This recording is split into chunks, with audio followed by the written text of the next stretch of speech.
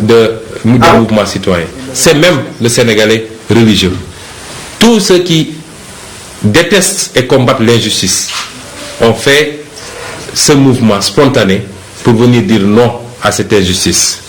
Et cette posture que vous avez adoptée nous a permis de gagner énormément de temps. Cette posture que vous avez adoptée nous a permis d'être là aujourd'hui à continuer à édifier les Sénégalais. Je vous en remercie énormément. Cette posture nous a permis de gagner la première manche. Parce que n'eût été votre engagement, votre détermination, mais votre mouvement spontané de ce jour, je n'aurais jamais eu la latitude et le temps qu'il fallait pour communiquer avec les Sénégalais et pour démontrer le complot. Je vous remercie pour cela. Quelle démarche devons-nous tous adopter à partir de maintenant? Quelle stratégie devons-nous adopter à partir de maintenant? C'est ça l'objet de cette présente déclaration de presse.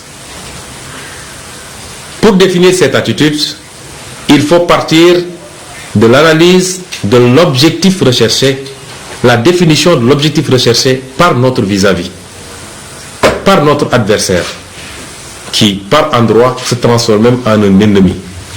Quel est l'objectif de Macky Sall dans tout cela? Macky Sall a un objectif principal, c'est de radier Ousmane Sonko des listes électorales et d'éviter, de l'empêcher en tout cas, de pouvoir se présenter à toute élection à venir, mais particulièrement et singulièrement à l'élection présidentielle de 2024. Il a des raisons de le faire, puisqu'il a tous les sondages, il a les services de renseignement qui lui donnent tous les renseignements qu'il faut. Il sait pourquoi, impérativement, il lui faut se débarrasser de cet adversaire. Et justement, la tournure qu'a prise cette affaire, la démonstration de force qui a été faite par vous tous, chers compatriotes, le renforce dans sa crainte qu'il a en face de lui un adversaire qui, s'il se présente à une élection en 2024, et même s'il se présente dans des listes pour les prochaines élections locales et législatives, est un adversaire qui pourrait facilement le battre. Et c'est pourquoi il faut qu'on comprenne tous que, quelle que soit la situation, et malgré l'évidence qui s'est faite aux yeux de tous les Sénégalais d'un complot ignoble, Macky Sall ne reculera pas, parce qu'il considère que s'il rate cette occasion de se débarrasser de cet adversaire, il n'en aura plus d'autres pour se rattraper. Alors, ça c'est son objectif principal, qui est adossé à un objectif secondaire, celui-là de jeter l'opprobre, de jeter le discrédit sur l'image de cet opposant, de cet adversaire, en l'occurrence Ousmane Sonko. Il faut bien qu'on campe cela, chers compatriotes, parce que ça va nous permettre de définir notre stratégie dans ce combat. Parce qu'il n'est pas question, il n'est absolument pas question que Macky Sall puisse atteindre cet objectif. Il n'est pas question que nous lui permettions allègrement, librement, mais sans aucune résistance, que nous lui permettions de pouvoir écarter les adversaires politiques comme à son gré. C'est aujourd'hui cela qui doit orienter, guider toutes les actions que nous allons poser à partir de maintenant. Et c'est pourquoi j'ai écouté tout le monde. J'avoue que depuis 3 jours, je n'ai cessé de recevoir, du matin à la nuit. Je n'ai cessé de communiquer, d'écouter les gens au téléphone. Tous les segments de la société ont eu à m'interpeller d'une manière ou d'une autre par rapport à la situation que nous vivons. Mais je commencerai par la position la plus centrale, la plus importante dans ce genre de situation. Parce que nous avons un dossier, certes, à 80 ou 90% politique, mais qui peut être à 20 ou 10% judiciaire. Et quand on parle d'un dossier judiciaire, on parle d'avocats, parce que c'est les hommes de l'art, c'est les hommes du métier, et c'est pourquoi je me suis permis de m'entourer, avec le soutien de tous les Sénégalais, d'avocats rompus à la tâche. Et quand on prend des conseils, on les écoute. Nous avons tenu 2 longues réunions ici, dans cette salle même, avec ces avocats. le dimanche passé et aujourd'hui même. La position de ces avocats, c'est de dire, nous avons un bon dossier de viol qui sera facilement démontable devant toute juridiction. Ce que je dis là n'est pas contradictoire avec les propos de l'introduction, c'est de dire que nous ne faisons pas confiance à la justice. Mais ça ne nous empêche pas de dire, quand les avocats se saisissent d'un dossier et l'examinent, de dire que nous avons un bon dossier. Et que nous pouvons nous battre sur ce dossier. Malgré tous les vices, je n'ai pas besoin d'énumérer tous les vices, ça a fait l'objet de tellement de débats. Les députés en ont parlé, les avocats en ont parlé, les professeurs de droit en ont parlé. Nous avons suivi les plateaux. Beaucoup de tentatives de manipulation et de détournement, mais par la grâce de Dieu, les gens ont pu démontrer tous les vices qui existent, depuis la lettre du juge d'instruction jusqu'à la levée de l'immunité parlementaire et même la convocation qui n'a pas attendu le délai minimum prévu dans ce cas d'espèce pour permettre éventuellement des recours. Ce recours que feront d'ailleurs demain les députés de l'opposition qui ont déjà préparé le texte et qui ont eu les signatures qu'il faut. Mais nous continuerons à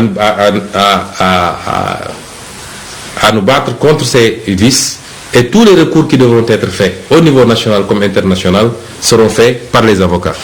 Donc premièrement, la vacuité du dossier. Deuxièmement, quand on a un dossier bon, il ne faut pas donner à l'adversaire la possibilité de créer des dossiers dans le dossier. C'est ça qui est recherché. Et que si je ne déférais pas la convocation demain, la conséquence logique, c'est un mandat d'amener, peut-être, mais l'armée qui sera envoyée pour venir ici peut trouver une résistance, même si moi je ne résiste pas. Mais aujourd'hui, les Sénégalais se sont appropriés cela. Je n'avais pas appelé le 8 pour que les gens sortent, mais ils sont sortis spontanément. Et avec la moindre résistance, ou même en l'absence de résistance, ils vont la fomenter. Ils pourront sortir pour nous mettre sur le dos un autre délit, c'est-à-dire la rébellion. Et ça, c'est un jugement direct en flagrant délit, une condamnation à 6 mois, et le casier judiciaire est complètement sali.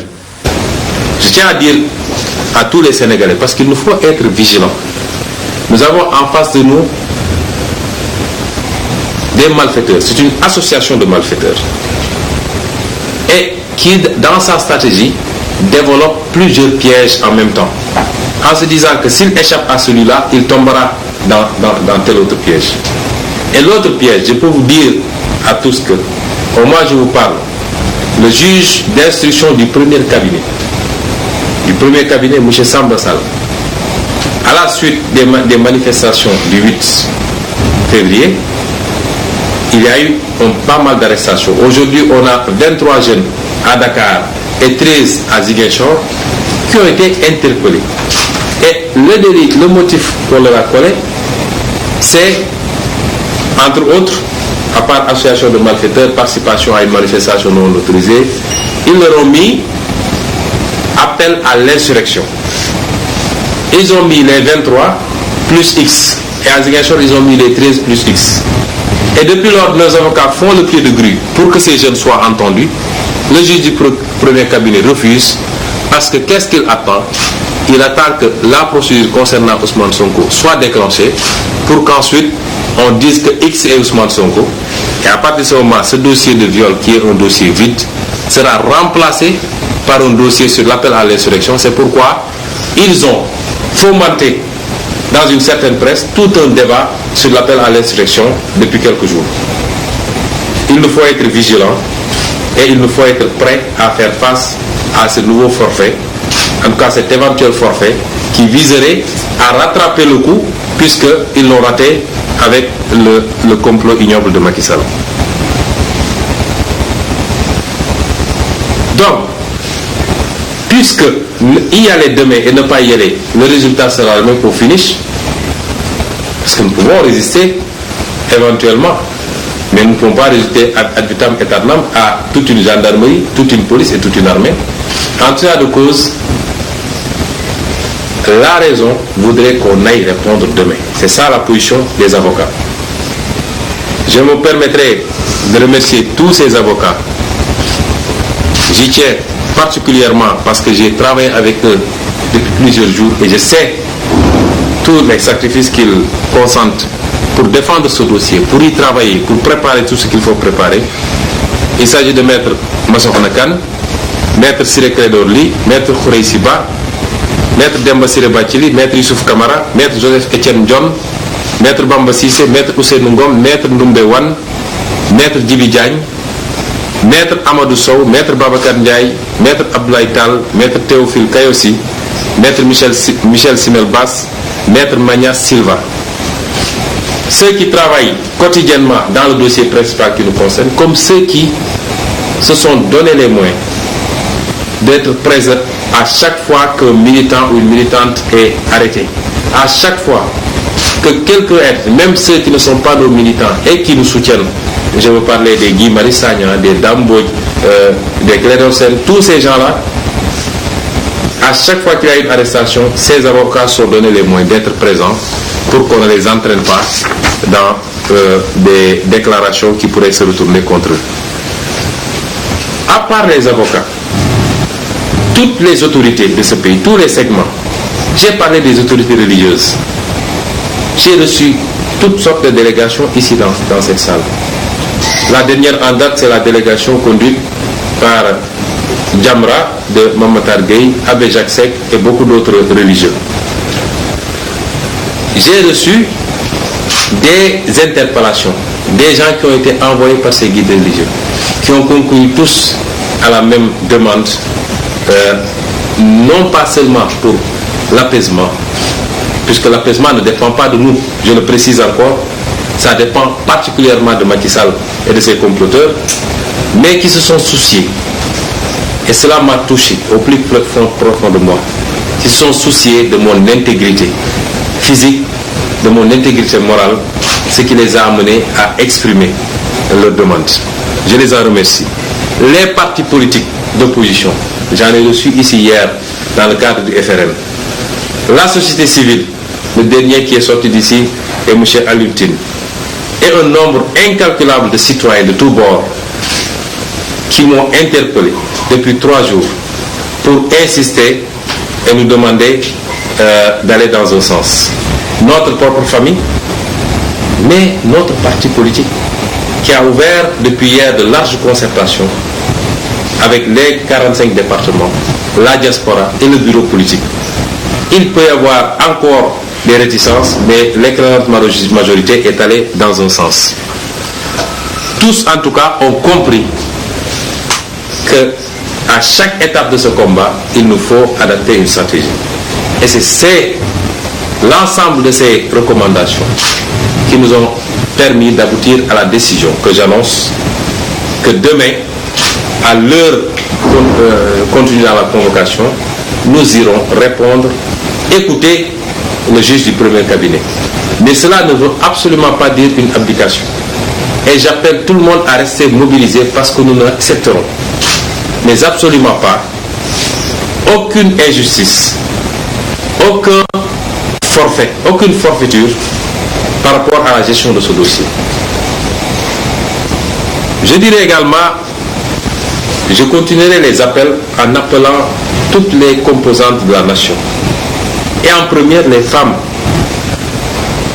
Les femmes, parce que 17 femmes aujourd'hui sont retenues par Macky Sall. 17 femmes qui n'ont rien, absolument rien fait, si ce n'est de se déplacer pour se rendre au domicile de Macky Sall. 17 femmes depuis 4 jours maintenant. Depuis 6 jours maintenant, sont retenues et malmenées. On leur refuse même d'avoir des draps ou qu'on leur amène des petits lits. Elles dorment à même le sol, les carreaux, là-bas au commissariat de Dieuppeul. Et depuis 2 jours ou 3 jours, elles sont ballottées entre le tribunal et le commissariat de Dieuppeul avec des retours de parquet. Cela, ce n'est pas de la justice. Serigne Bassirou Gueye le fait sur prescription de Macky Sall uniquement pour faire mal à des adversaires politiques. Antoine Diome le fait uniquement pour essayer de régler des comptes, parce qu'on interdit même les visites. Moi, je me suis déplacé le vendredi pour le rendre visite. Là-bas, au commissariat de Dieuppeul, on m'a interdit l'accès aux locaux. Des députés, les Mame Diarra Fam, les Aïssata Sabara se sont rendus là-bas, on leur a interdit l'accès aux locaux. Cela est inadmissible. Et j'en appelle à tous les segments de la société. Je ne parlerai pas de Macky Sall, parce qu'il faut avoir un cœur pour qu'on puisse vous interpeller. Je parle à tous les segments de la société. Ce qui se passe est inadmissible. J'interpelle notre police nationale. Quand on dit nationale, ça veut dire que ça appartient à la nation. Ça appartient aux 16 millions de Sénégalais. Chacun de nous a les mêmes devoirs. La police n'est pas rémunérée par Macky Sall, elle est rémunérée par nos impôts. Elle doit rester à équidistance. Ce qui s'est passé ici, à mon domicile, le jeudi passé, est inadmissible. C'est-à-dire qu'on déploie des moyens les plus sophistiqués de l'État pour venir espionner un adversaire politique. Je maintiens mes accusations contre la police nationale. Et on en a les preuves et ils le savent.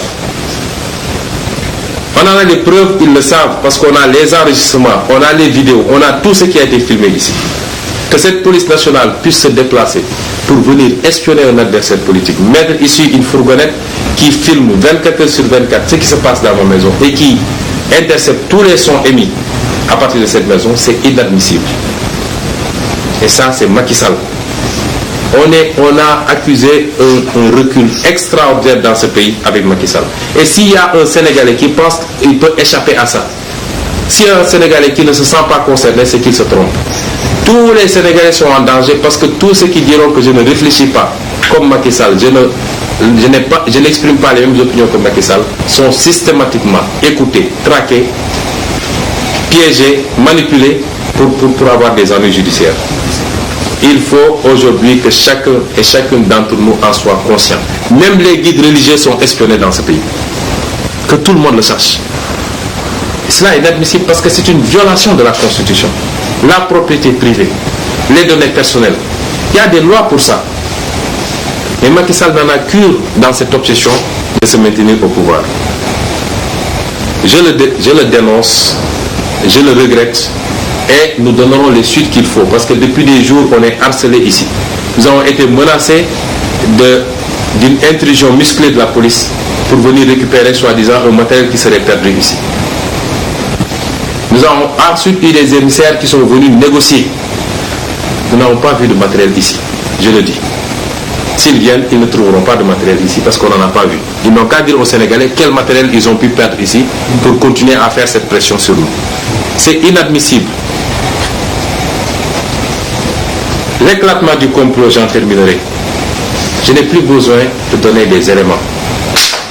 90% des Sénégalais sont convaincus et conscients que c'est un complot de très bas niveau. Ce qu'ils ne savaient pas ou ce qu'ils ne pouvaient pas établir, c'est jusqu'où il y a la chaîne de responsabilité. On a parlé de la fameuse avocate. Aujourd'hui, on a des preuves supplémentaires de son implication jusqu'au cou dans cette affaire-là. Et de son mari également, qui est ministre dans ce pays-là. On a toutes les preuves de ces implications-là. Et on exigera ce qu'il faudra pour que la justice fasse ce qu'il a à faire, le moment venu. Parce que beaucoup de gens nous disent pourquoi vous n'avez pas contre-attaqué. Après discussion de nos avocats, nous avons considéré que le moment viendra. Parce qu'on ne peut pas leur donner certaines opportunités. Mais les gens ne savaient pas que ça va beaucoup plus loin. Je l'ai dit l'autre jour lors de ma déclaration, j'ai dit les Sénégalais n'ont qu'à poser une question très simple à Macky. Est-ce qu'il connaît Adji Sarr? Ceux qui ont écouté aujourd'hui le live de Pape Alé et le témoignage y contenu peuvent maintenant répondre eux-mêmes à cette question. C'est que Macky Sall aurait reçu même Adji Sarr de la bouche de cette dernière, l'aurait reçu parce que celle-là lui a... En réalité, on est dans une grande entreprise de manipulation. Au finish, je me dis, est-ce que ce n'est pas les manipulateurs qui ont été manipulés par cette jeune fille?